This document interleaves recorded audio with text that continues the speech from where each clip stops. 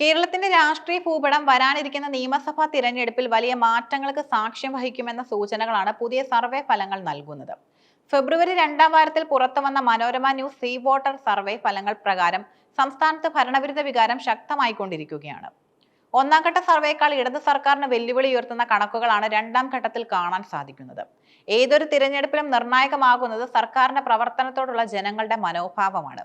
ഫെബ്രുവരി ആദ്യവാരം നടന്ന സർവേയിൽ 53.7% പേരാണ് സർക്കാർ മാറണമെന്ന് ആഗ്രഹിച്ചിരുന്നത്. എന്നാൽ വെറും ഒരാഴ്ച പിന്നിടുമ്പോൾ രണ്ടാം ഘട്ട സർവേയിൽ ഈ കണക്ക് 58% ഉയർന്നു എന്നത് ഭരണപക്ഷത്തെ സംബന്ധിച്ചിടത്തോളം ആശങ്കാജനകമാണ്. മറുഭാഗത്ത് സർക്കാർ തുടരണമെന്ന് ആഗ്രഹിക്കുന്നവരുടെ എണ്ണം 40.3% നിന്നും 38.8% താഴ്ന്നു. ഏകദേശം 4.3% ആളുകൾ അധികമായി മാറ്റം വേണമെന്ന പക്ഷത്തേക്ക് ഒരാഴ്ചയ്ക്കുള്ളിൽ എത്തിയത് രാഷ്ട്രീയ കേരളത്തിലെ നിശബ്ദ തരംഗത്തിന്റെ സൂചനയാകാം. 3.2% പേർ മാത്രമാണ് പ്രത്യേക അഭിപ്രായമില്ലാതെ നിലകൊള്ളുന്നത്. ഇത് സൂചിപ്പിക്കുന്നത് കേരളത്തിലെ വോട്ടർമാർ കൃത്യമായ നിലപാടിലേക്ക് എത്തിക്കഴിഞ്ഞു എന്നാണ്. സർക്കാരിന്റെ മുഖം മുഖ്യമന്ത്രി പിണറായി വിജയനാണ്. അതിനാൽ തന്നെ മുഖ്യമന്ത്രിയുടെ പ്രകടനം വിലയിരുത്തപ്പെടുന്നത് ഭരണത്തിന്റെ ആകെ തുകയായിട്ടാണ്. സർവേ പ്രകാരം മുഖ്യമന്ത്രിയുടെ പ്രവർത്തനങ്ങളിൽ അതൃപ്തി രേഖപ്പെടുത്തുന്നവരുടെ എണ്ണം വർദ്ധിച്ചിട്ടുണ്ട്.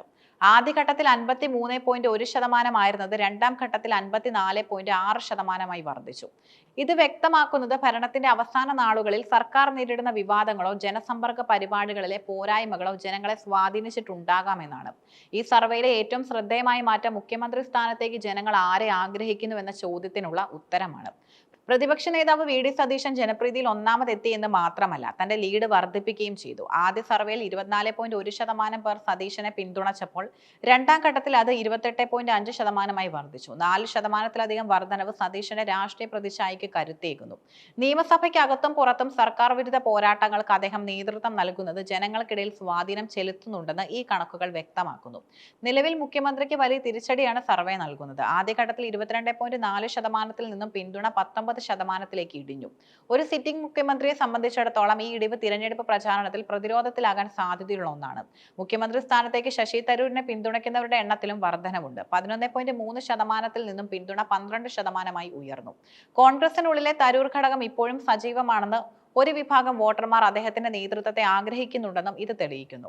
മറ്റുള്ളവർ എന്ന വിഭാഗത്തിന് 40.5% പിന്തുണ ലഭിച്ചു എന്നതും ശ്രദ്ധേയമാണ്. ഇതിൽ ബി.ജെ.പി. നേതാക്കളായ കെ. സുരേന്ദ്രൻ, സുരേഷ് ഗോപി അല്ലെങ്കിൽ ഇടത് മുന്നണിയിലെ മറ്റ് പ്രമുഖ നേതാക്കൾ എന്നിവർ ഉൾപ്പെട്ടേക്കാം. എങ്കിലും പ്രധാന 3 വ്യക്തികളുമായി താരതമ്യം ചെയ്യുമ്പോൾ സതീശനും തരൂരും അടങ്ങുന്ന യു.ഡി.എഫ് നിരയ്ക്ക് മൊത്തത്തിൽ വലിയ സ്വീകാര്യത ലഭിക്കുന്നുണ്ടെന്നും കാണാം. സർവേ ഫലങ്ങൾ യു.ഡി.എഫിന് അനുകൂലമാകാൻ ചില പ്രധാന കാരണങ്ങൾ രാഷ്ട്രീയ നിരീക്ഷകർ ചൂണ്ടിക്കാട്ടുന്നു. സംസ്ഥാനം നേരിടുന്ന കടുത്ത സാമ്പത്തിക പ്രതിസന്ധിയും പെൻഷൻ കുടിശ്ശിക ഉൾപ്പെടെയുള്ള വിഷയങ്ങളും സാധാരണക്കാരുടെ ഇടയിൽ സർക്കാരിനോടുള്ള അതൃപ്തി വർദ്ധിപ്പിച്ചിട്ടുണ്ട്. വിവിധ അഴിമതി ആരോപണങ്ങളും അന്വേഷണ ഏജൻസികളുടെ ഇടപെടലുകളും സർക്കാരിന്റെ പ്രതിച്ഛായയെ ബാധിച്ചിരിക്കാം. മുൻകാലങ്ങളെ അപേക്ഷിച്ച് പ്രതിപക്ഷം സഭയ്ക്കകത്തും പുറത്തും കൂടുതൽ ഐക്യത്തോടെ സർക്കാരിനെതിരെ നീങ്ങുന്നത് ജനങ്ങൾക്കിടയിൽ യു.ഡി.എഫിന് സ്വീകാര്യത നൽകുന്നു.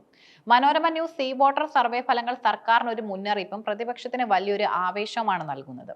എങ്കിലും സർവേകൾ ജനമനസ്സിന്റെ ഒരു സൂചന മാത്രമാണ്. യഥാർത്ഥ വോട്ടെടുപ്പിലേക്ക് എത്തുമ്പോൾ രാഷ്ട്രീയ സാഹചര്യങ്ങൾ മാറാം. വി.ഡി. സതീശന്റെ വർദ്ധിച്ചു വരുന്ന ജനപ്രീതിയും പിണറായി വിജയന്റെ കുറയുന്ന പിന്തുണയും വരാനിരിക്കുന്ന തെരഞ്ഞെടുപ്പ് പോരാട്ടം അത്യധികം വാശിയേറിയതാക്കുമെന്നതും ഉറപ്പാണ്.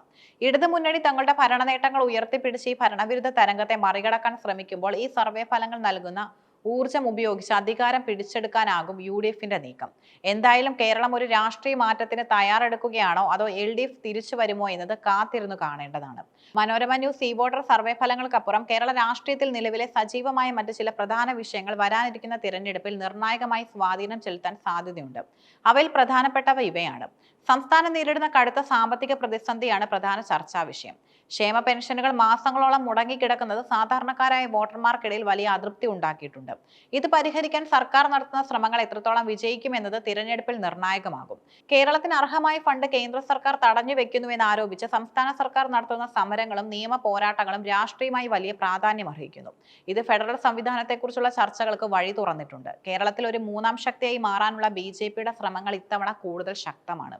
പ്രത്യേകിച്ചും തൃശൂർ പോലുള്ള മണ്ഡലങ്ങളിൽ ബി.ജെ.പി. ഉയർത്തുന്ന വെല്ലുവിളി എൽ.ഡി.എഫിന്റെയും യു.ഡി.എഫിന്റെയും വോട്ട് ബാങ്കുകളിൽ എങ്ങനെയുള്ള വിള്ളലുകൾ ഉണ്ടാക്കുമെന്നത് ആകാംക്ഷയോടെയാണ് രാഷ്ട്രീയ കേരളം ഉറ്റുനോക്കുന്നത്.